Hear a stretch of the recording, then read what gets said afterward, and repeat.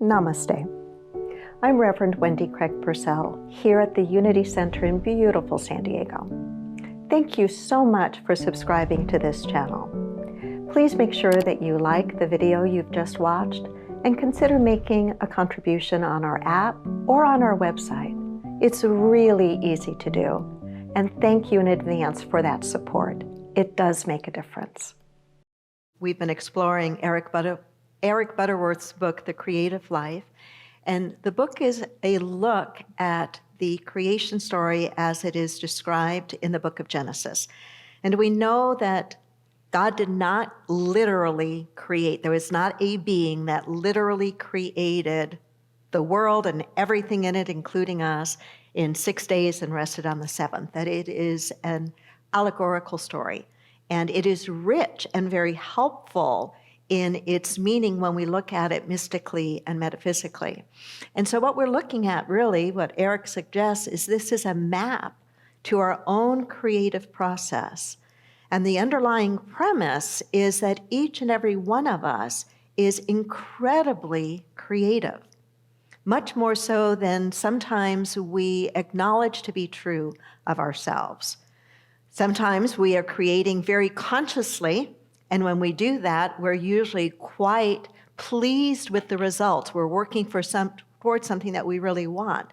But we also have this tendency as human beings to fall asleep. And I don't just mean physically asleep, but spiritually asleep, where we tend to be on autopilot and are not actually creating in a very conscious and deliberate way. When we look at the days of creation in Genesis, mystically and metaphysically, though, we're given kind of a pattern on how to create in a very mindful way, how to tap into that tremendous resource and tremendous potential that each and every one of us has within. And so just a quick recap of the first 5 days that we've already looked at, and then we're going to jump into day 6, where I think it really gets good, where we are talking about how we are created, who we have come here to be. In day 1, we're told that God said, "Let there be light." And one of the most important things to me about each of these days of creation is contained in that word "let," which carries with it this feeling of allowing, this feeling of being with and not pushing and forcing or grasping. Let there be light. Let there be divine illumination. Much of the creative process in our lives begins with that, right? Just kind of maybe a flash of insight, just the beginning of an idea. And on the second day, let there be a firmament in the midst, and in the midst of the waters, and let the heaven appear. And mystically, that refers to this idea of expansion. The word heaven comes from a Greek word, oranos, which means expanded or expansion. And what is it that helps us to move into an expanded state, really? But faith.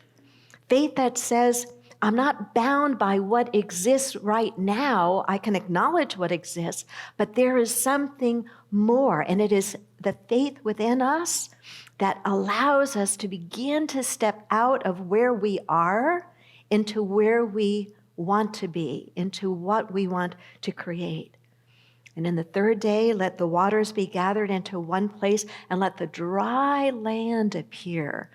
And the visual of that for me is so rich. It's like, I shared this a few weeks ago, it's like driving through the fog, and then all of a sudden the fog begins to lift, right? And you begin to see more clearly the idea, the possibility of what we want to create begins to take a bit of form. We begin to get a sense of what it is. Are you with me? Have you been in that kind of process? Sure. And then in day 4, again, that important word, let. But let there be lights. Let there be lights in the heaven to separate the night and the day. And when we think about the idea of light, it really is for us this idea of awakening and staying as consistently awake as we can. And that requires a willing cooperation with the presence and the power of Spirit, the presence and the power of God. And the last week we looked at the 5th day, let the waters swarm with swarms of living creatures. And I love it. It's really about this cosmic way of creating that when we're really in the midst of creating. Carl, I bet this happens to you sometimes when you're writing a song. Sometimes it might come complete clear, and other times it's like there's all of these ideas and little pieces of it that are coming together, whether it's a chord or a note or just a phrase. And it takes some time to kind of allow that swarming, that creative energy to just be until it begins to really coalesce, until it really begins to take a much clearer form. And then on the 6th day, we're told, let us make man in our image and after our likeness. That is so fundamental. That is so important in the creative process.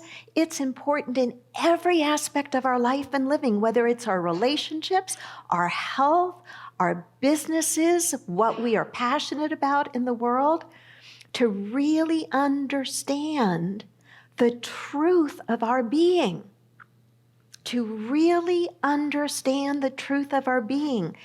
The truth of our being is something separate from our history. The truth of our being is that we are, in fact, made in the image and after the likeness of God, of Spirit.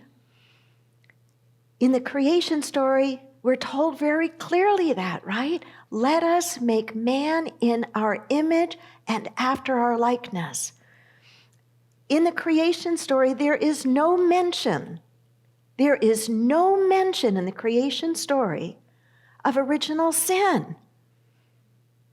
To be made in the image and after the likeness of God, of Spirit, of the One, is to be born in original blessing, in original possibility. It is only in a literal interpretation of, again, a story that is not meant to be taken literally, the story of Adam and Eve. It is only in a literal interpretation of that story that the idea of original sin comes into play.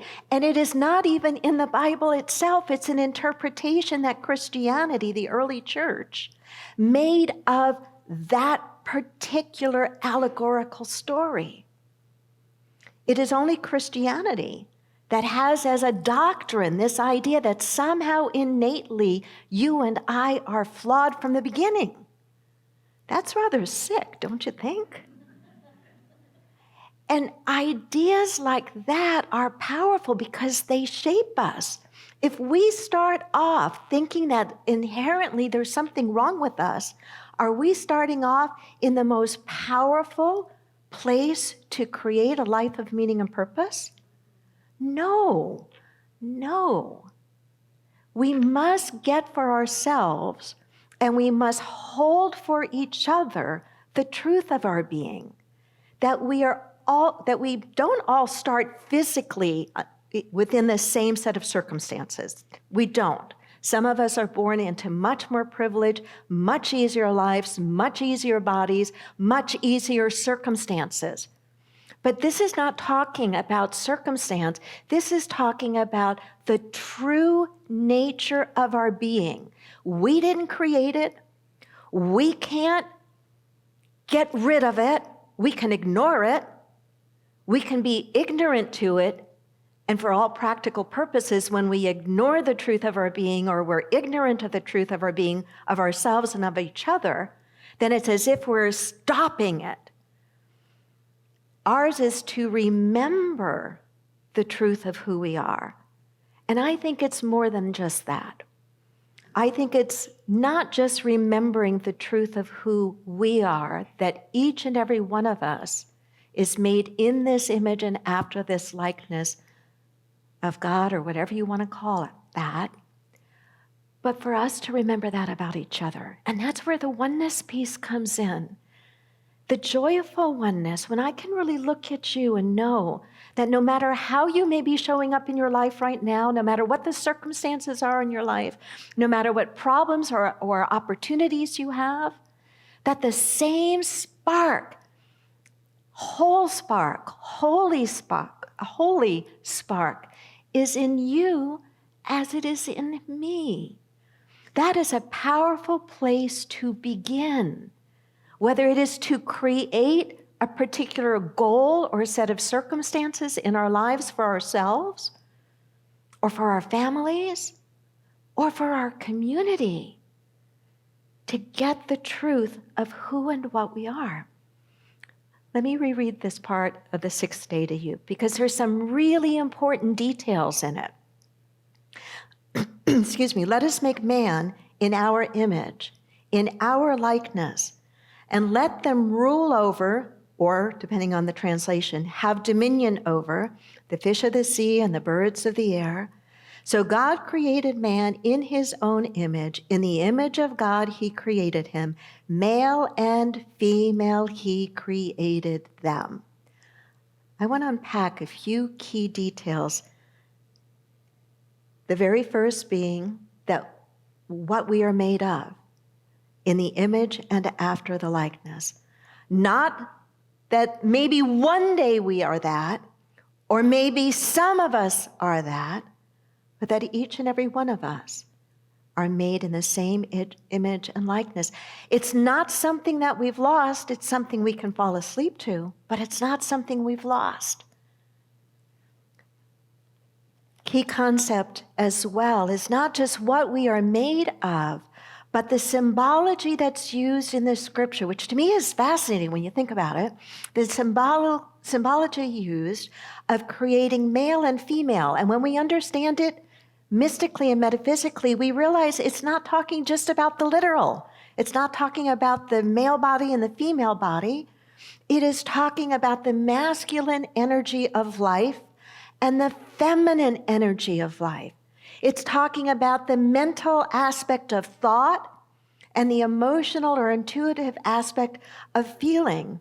The yang, the masculine force of action, and the yin, the female force of receptivity. Think about that for a moment in terms of creation. Your own process of creating, your own process of working toward a goal, a dream that's important to you. Can you see that both aspects of being are necessary in creation?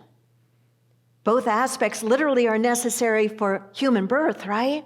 But in the birthing of your dream, and the birthing of a song, and the birthing of a project, we need to engage both the mind and the heart. Both the force of action, the doingness, but also the force of receiving. Both are equally important.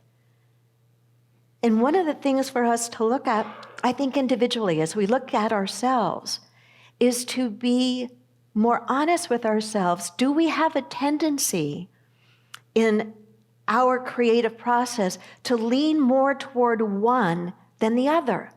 Not to make it wrong or right, but to notice. Because if we tend to approach our creative projects, our creative aspects of life, more from the mental, more from the thought, more from the force, more from the action, we might find it beneficial not to stop that, but to bring the other aspect of ourselves up, right? And if we skew the other way, if we tend to be much more intuitive, much more feeling, then we might find it beneficial to say, wait a minute, let me see how I can engage more of the mental aspect. Does this make sense? It's why, to me, the beautiful symbology of the yin-yang symbol is that it has the white with the black dot and the black with the white dot, meaning that they're all necessary in that harmony and balance for wholeness. And so in this aspect of creation, it's remembering how we are created, the truth of our being, what we are a reflection of or an emanation of, the one, God, Spirit, and to realize that within us, both of these energies reside. And that when we are working toward a dream, working toward a goal, that we want to do the best we can to cultivate the capacity of both of those energies.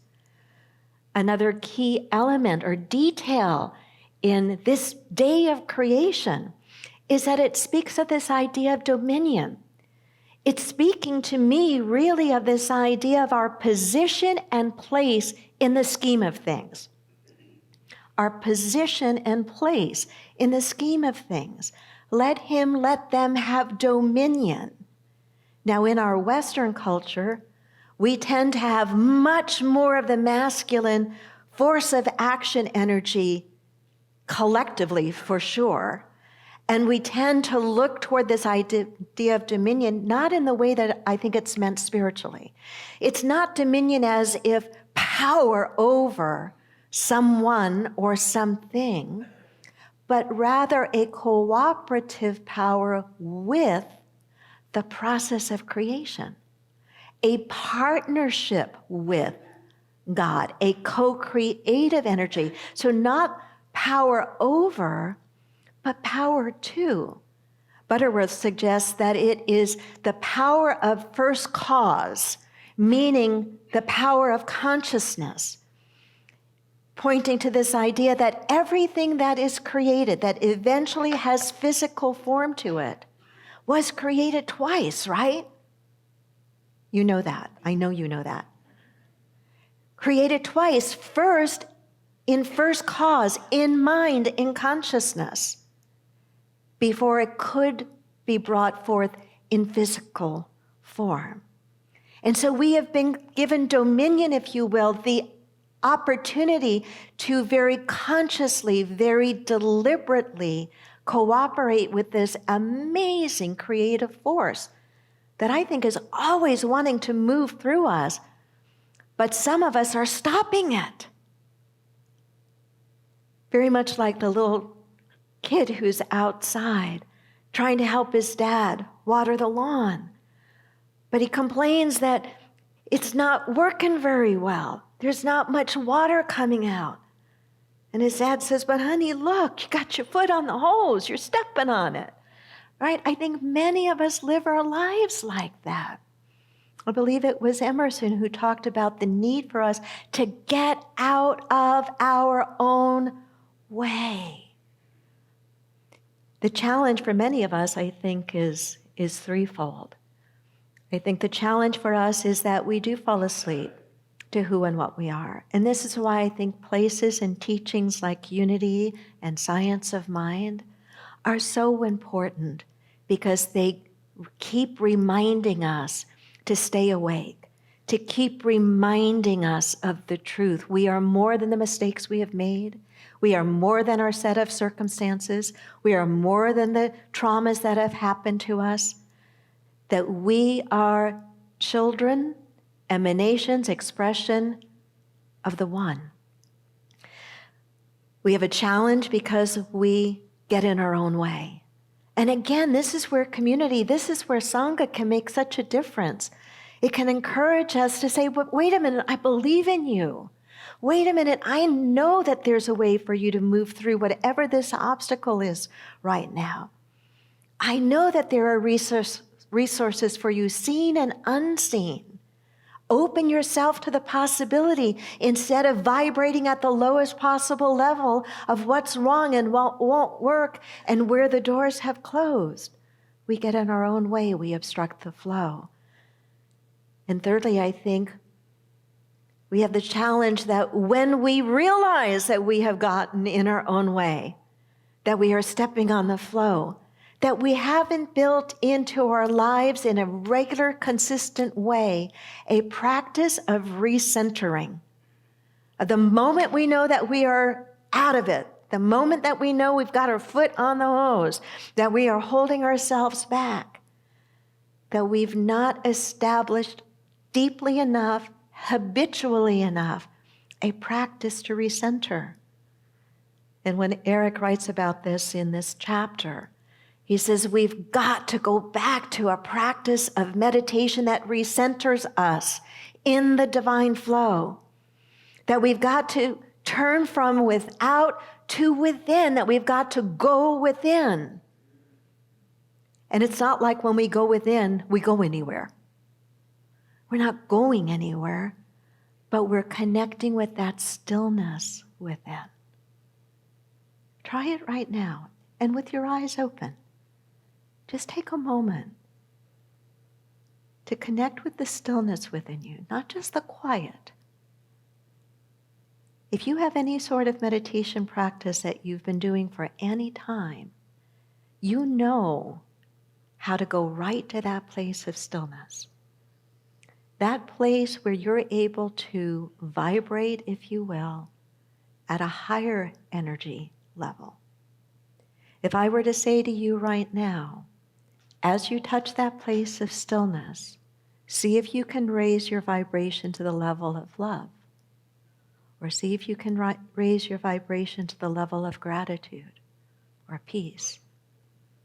And I won't ask you to do this, but if I were to say now, put yourself at the level energetically of worry, of fear, would it be up or would it be down?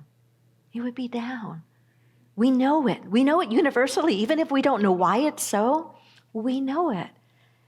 And so this idea of pointing us back to that still place is so important in the creative process.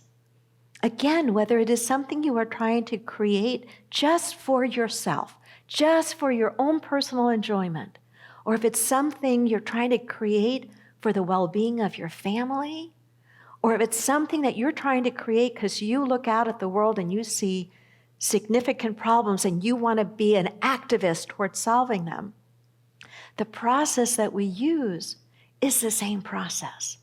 And the elements that we have been discussing, whether it's the element of illumination or the element of expanded thought that we step into through faith, or whether it is allowing the idea to begin to emerge and then to attract to it swarms of other ideas and possibilities, whether it is the staying awake and staying in this place of remembering who and what we are, the process is the same. And the more we can engage in the process mindfully, the more beautiful the manifestations of our creation will be. We will find that we are creating, co-creating consciously, not just unconsciously. And so in closing, here are some words from Eric. It's to remember where we are at any moment in time. He says, wherever you are in your unfoldment, wherever you are right now in your unfoldment, the whole of you is present even within your partial expression of it. I find a lot of comfort in that. The whole of me is always present, even within my partial expression of it. Do you ever only partially express the God in you? Okay, Mike, you and I are at least on the same page. Wherever you are in your unfoldment, the whole of you is always present, even within your partial expression of it. There is an allness within your illness, he writes, and all sufficiency within your insufficiency. Your true self is not a different personality. It is the radiant self of you, the whole person you are and have always been.